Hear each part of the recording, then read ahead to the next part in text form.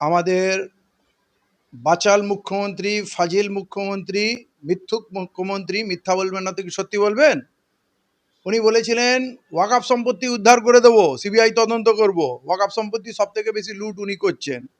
উনি বলেছিলেন 10,000 মাদ্রাসা দেবো, মাদ্রাসা বন্ধ করার ব্যবস্থা উনি করেছেন। অতএব উনি ডবল ডবল চাকরি দেবো, ডবল ডবল শিক্ষা দেব। কি শিক্ষা দিয়েছে, কি চাকরি দিয়েছে মানুষ হাড়ে হাড়ে টের পাচ্ছে। উনি কলমা দিয়ে শুরু করলেন আর মন্দির তৈরি করা দিয়ে শেষ করছেন। অতএব ওনার কাজ আর কথার মিল নেই। এসআইআর করার জন্য হাজার হাজার অফিসার উনি নিয়োগ করেছেন এবং পুরো তত্ত্বাবধানে ওনার হচ্ছে।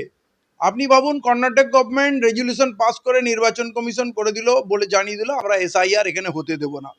অথচ উনি বলছেন বুকের উপর দিয়ে এসআইআর হবে।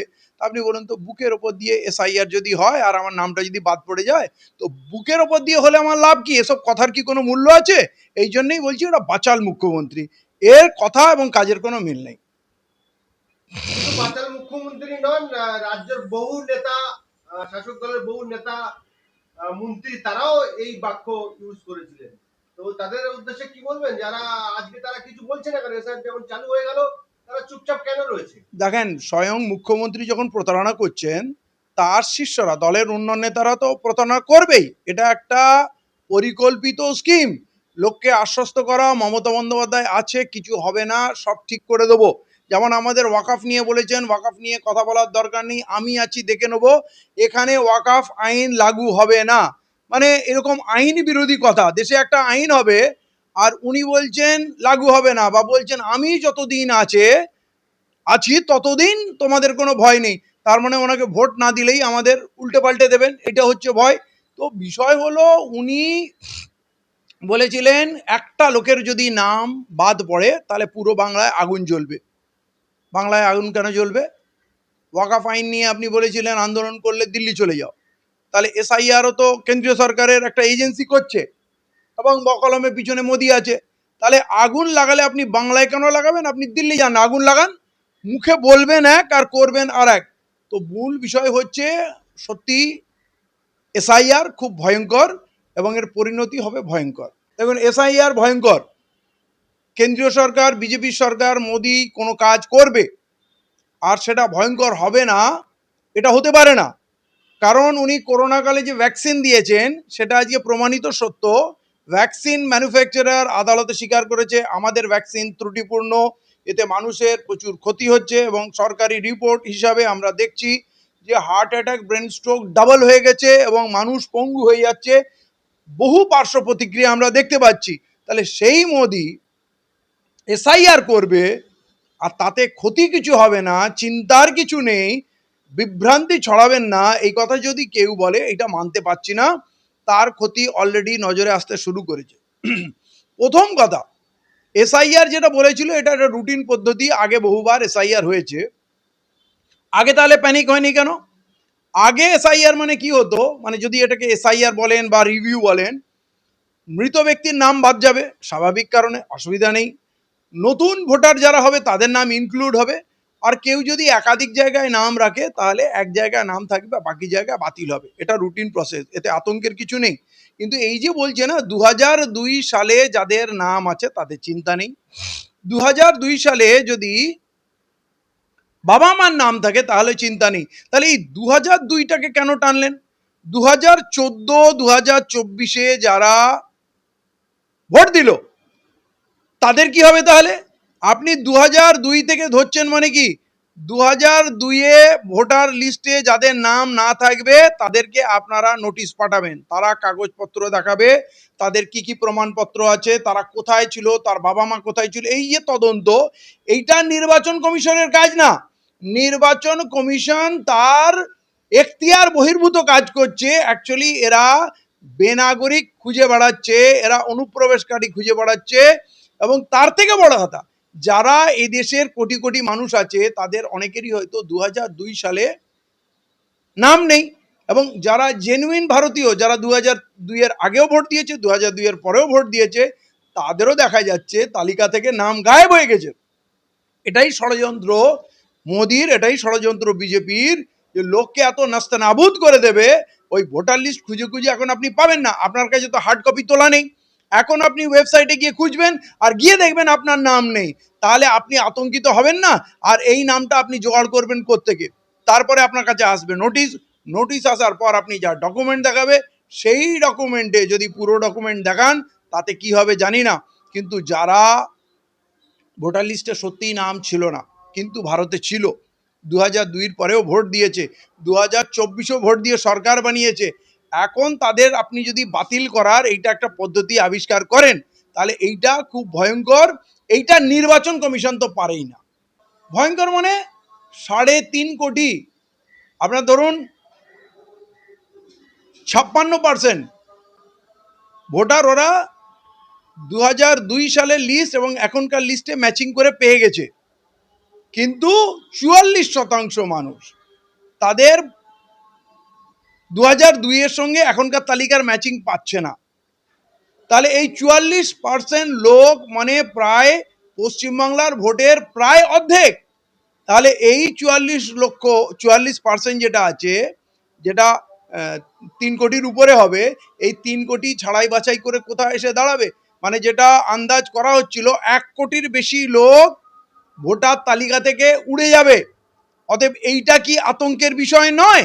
এটা অবশ্যই আতঙ্কের বিষয়, এবং এইটা বলতে বাধ্য হচ্ছি। আমার নমশূদ্র ভাইরা, মতুয়া ভাইরা বাংলাদেশ থেকে এসছে এবং 2002 সালের পরেও অনেকে এসছে, তাহলে তোমরা তাদেরকে এখানে আনার জন্য দাওয়াত দিচ্ছ।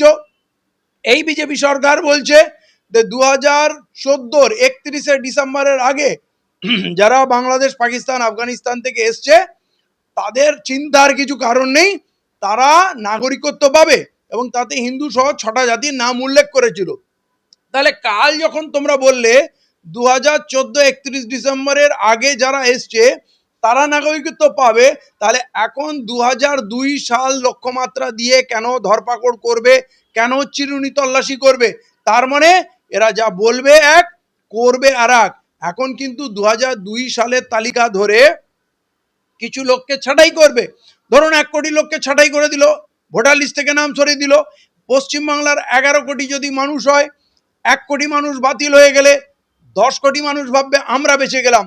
এরপরে দেখবেন আর একটা ফোন দিয়ে আসবে, তখন বলবে 1952 সালের লক্ষ্যমাত্রা ধরে যখন থেকে সংবিধান লাগু হয়েছে তখন থেকে আমরা পুরনো রেকর্ড চেক করব, তখন দেখবেন হয়তো আরো 3 কোটি মানুষ বাদ পড়ে যাবে। এরা ইনস্টলমেন্টে প্রত্যেককে মারবে। যেমন ওয়াকাফ সম্পত্তি, যখন ওয়াকাফ লুটের আইন পাশ হলো, এদেশের অমুসলিমরা ভাবলো এটা মুসলমানদের বিপদ, আমাদের বিপদ না। আজ কিন্তু এই পদ্ধতিতে আমার নমশূদ্র এবং মতুয়া ভাইরা বেশি বিপদে আছে। তাহলে কি আমরা এই অবস্থায় চুপচাপ বসে থাকবো যে এটা হিন্দুদের সমস্যা, এটা মতুয়াদের সমস্যা? কিন্তু এই সমস্যা বলছি, এদের এই কারচুপিতে হিন্দু মুসলমান কেউ কিন্তু বাঁচবে না।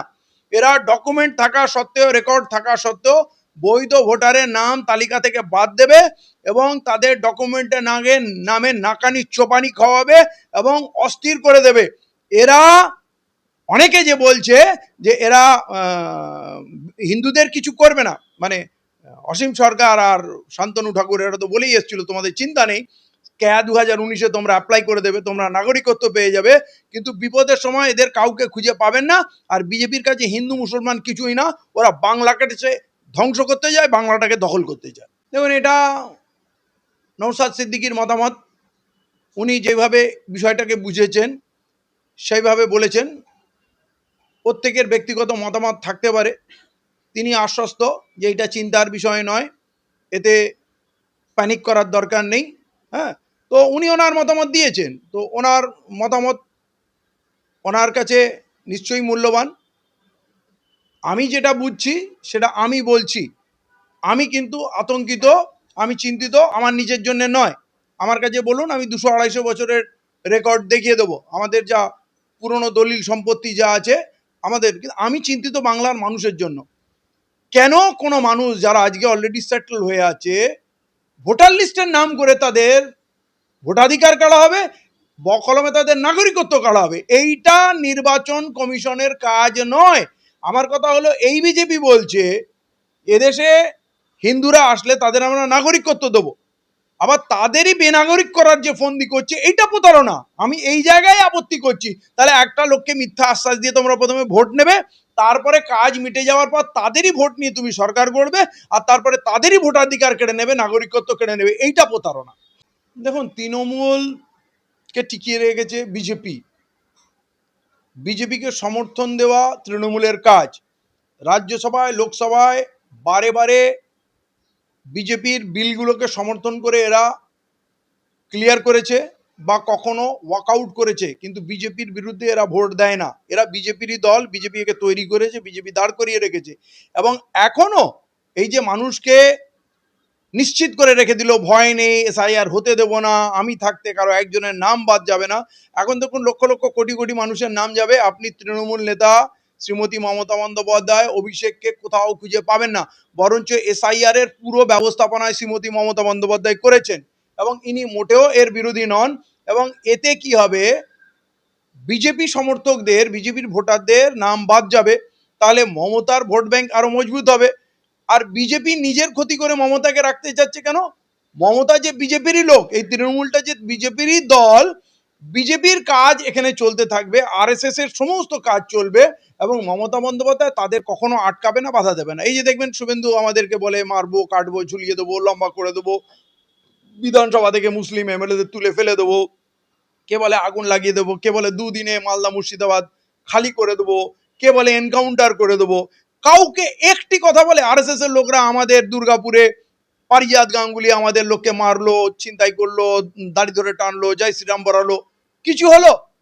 রহিম মোল্লার বারুইপুরে যে হত্যার প্রচেষ্টা, তার অপরাধীরা সব বেল পেয়ে বেরিয়ে গেল।